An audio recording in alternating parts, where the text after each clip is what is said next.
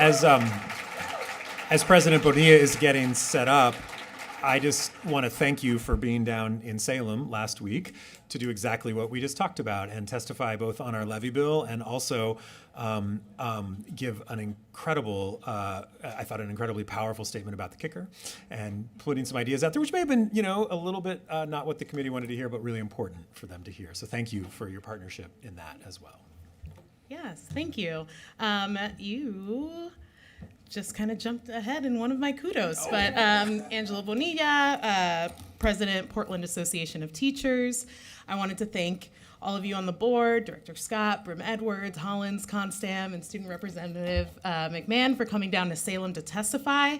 We brought down several educators as well, especially our special education educators, to testify. Yeah, give them a hand. And we did this during spring break and then later in the month in order to increase the bond cap so we can keep more of the funds we raise in Portland, removing the SPED funding cap, which limits how much additional funding we can get from the state for our students in special education, as well as increasing the state school fund to current service levels because we need to get to the quality education model and we're not going to get there by going backwards.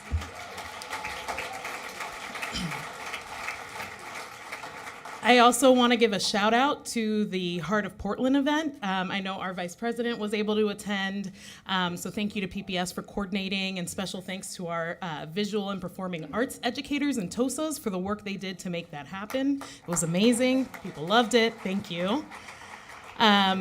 Got a lot of kudos. It's been a while since I've been here.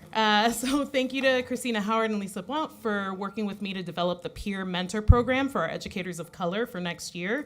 We hope to recruit several educators of color in order to provide peer support on just how to survive in this district as an educator of color. So I'm really excited we're gonna get that off the ground. And also a kudos to educator Lisa Van Clark for organizing the reunification drill over at Grout Elementary. So a reunification drill is when a school works on the plan specifically to reunite students with their families after a disaster. And so I just want to appreciate the support from the district and the opportunity to observe the drill with others on the Superintendent's Safety Task Force. It was amazing to see. Folks were really good at it for it being the first drill they've done in that way in several years. And they were able to unite, I believe the number was 90 families in 30 minutes. So that is awesome and very exciting that they have a plan. And so now I want to raise a few questions that have come to me, to the board. The first is around the topic of our Summer Acceleration Academy. So last year, after I began officially my term on July 1st, I was fielding calls and emails from educators across the district who were teaching at the Summer Acceleration Academy. And when I went to visit sites, what I saw was pretty astounding. There were water bottles melted by the heat, students with high levels of need enrolled in these programs without the adequate support, some who had never been in a general education classroom in their whole career as PPS students were now shoved into general education classrooms. And I witnessed students running out into the street, with an adult. Actually, hold on, wait, don't, because they were overwhelmed by the sensory inputs in the new building. And I also saw several dedicated educators, paraprofessionals, and administrators doing the best they could with the staffing that they had. And I did bring those concerns. I was able to meet with Jay Buno last summer, and I was hoping bringing those concerns to light would help PPS plan for a more inclusive summer academy for this 2023 school year. Unfortunately, when the criteria was sent out for this year's summer academy, I was immediately fielding phone calls again because the current criteria only allows certain students to be invited to the Summer Acceleration Academy. But the criteria outlined in the FAQ sent to educators effectively eliminates all students who may qualify or currently qualify for special ed services. We were also told not to share the criteria as it would violate the Family Educational Rights and Privacy Act, which I'm a little confused about because I know that we share things like a student has to have 70% attendance before we start doing special ed evaluations, for example, with families. So I'm still confused as to why that's something that we can't share out. But the biggest concern is that the district management has created a criteria that discriminates against the very students who may need the support the most. And so I ask that you please reach out to the administrators that are in charge of the Summer Acceleration Academy to ensure that they're not systemically discriminating against our students with disabilities. I'm sure it's...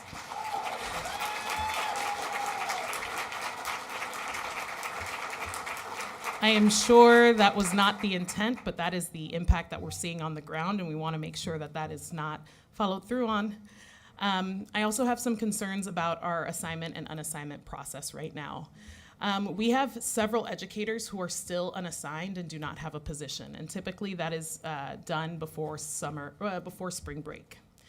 I know that Stacey Jung and her office are working as hard as possible to figure out how to assign or reassign the 240 FTE they unassigned this year. But unfortunately, part of the plan is, quote, working as quickly as possible to identify new vacancies, which include approving leave requests and processing retirements and resignations on a daily basis as soon as they are received. Why do we need new vacancies? Shouldn't we have enough positions for the educators that are unassigned? And if we don't, I ask that PPS management be honest with educators and tell them the truth if there is not a position for them.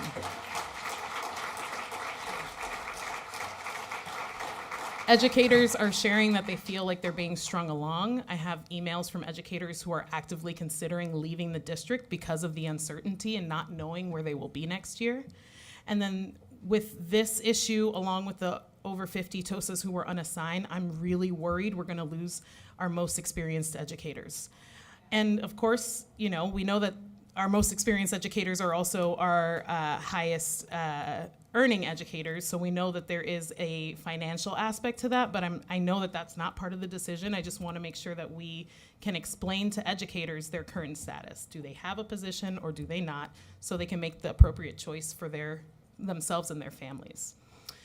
Last, I want to touch on, or second to last, I want to touch on the comments about educators of color and disproportionate discipline.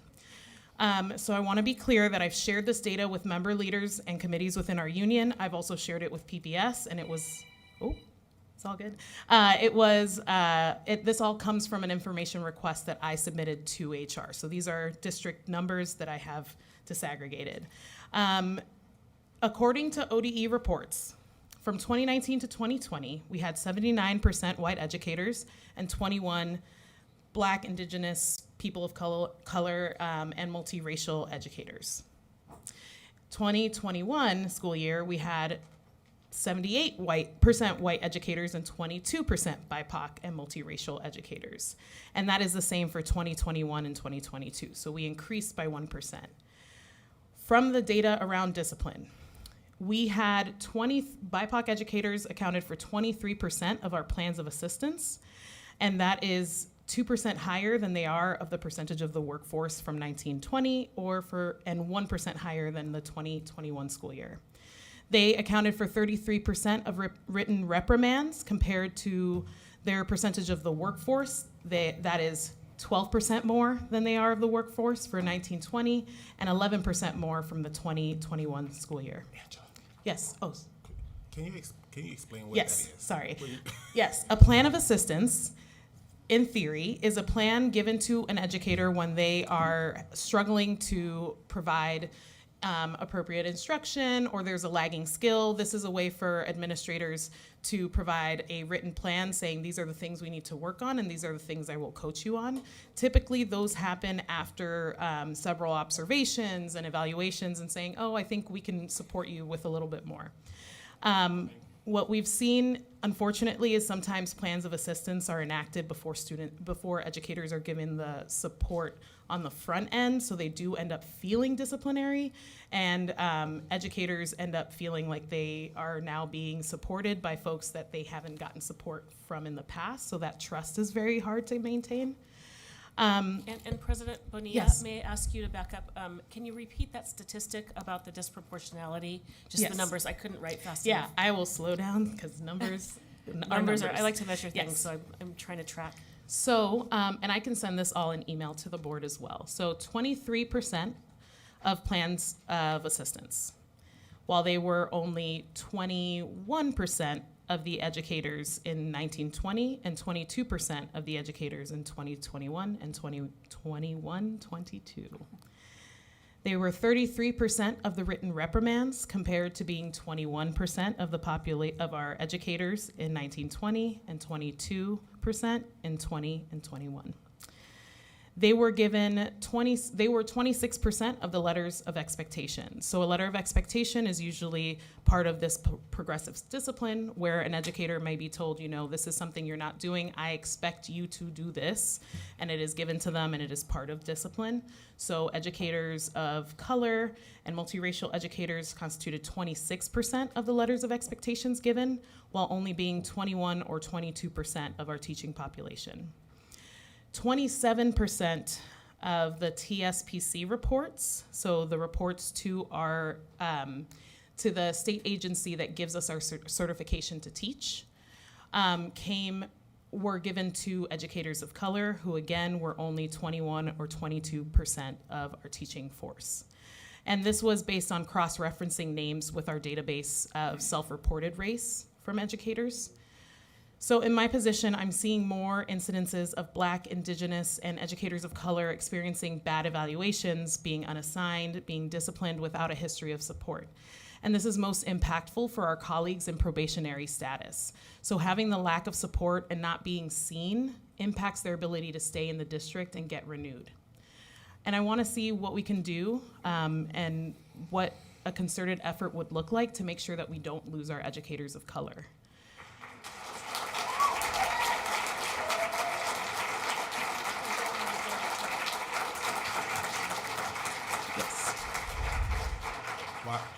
Why do you think this is? Those are great questions. The question was, why do you think this is? I think part of it is, as a person who moved to this state from a city that was much more diverse, is the difficulty adapting to Portland, Oregon, if you're not from here, and even if you are from here. And I think it is very hard to find community, and so that is part of why we put in our contract that peer support program, to make sure that educators of color who are new to the district will have an educator of color who can help them understand the ropes. I think the other part is that we have a lot of educators being pushed into like, you are a great coach, you are great at this other job, please become a teacher. And then they join buildings that have inexperienced administrators, because those are the buildings that usually have the vacancies and the higher needs. So they're not getting the coaching and support that they need to be successful, and that leads to that progressive discipline.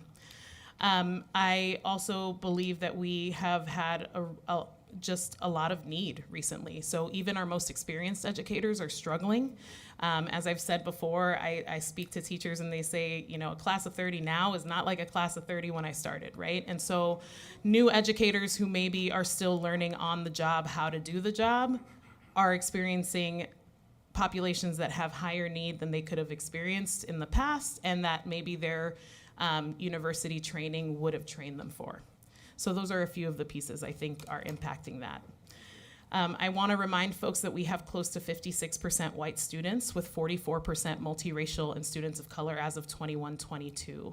So we already do not reflect our student population, and we miss that mark by about 22%. So we have to make sure we retain as many educators of color as possible, in addition to recruiting more educators of color.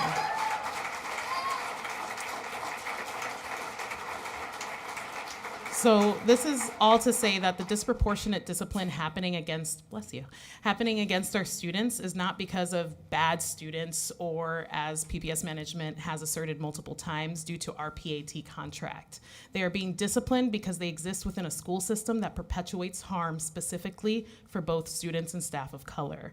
This isn't a contract problem, this is a systemic problem. We need to train our staff, we need to support our educators of color, and we need y'all to listen to us when we tell you that the discipline system is broken for both our educators and students.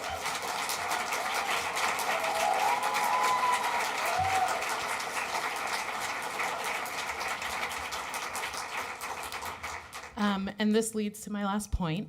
We were supposed to bargain with PPS management this Thursday about compensation, where we were offered, the last time we were offered compensation, we were offered a 2.5 cost of living adjustment for each of the next 3 years. And in case you weren't aware, that meeting for this week was canceled. And I understand that we're all working hard. I know that Hungerford Law, which is the law firm that represents the district and multiple districts across the state, is doing a lot of work. They just agreed to over a 21% cost of living adjustment over 3 years and class size caps to settle their contract with the Woodburn Education Association.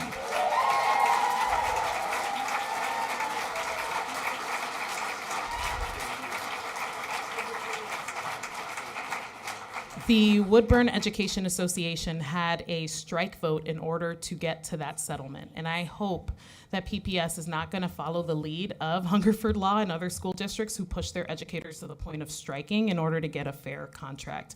We want safe, sustainable, and equitable schools. We want to be able to do that with the least disruption to our students as possible. And so we look forward to the next time we will be able to meet with the district at the bargaining table in order to get to that settlement and get a fair contract for our educators. Thank you for your time. I really appreciate it. And I'll email you that data later and see y'all around. Thank you.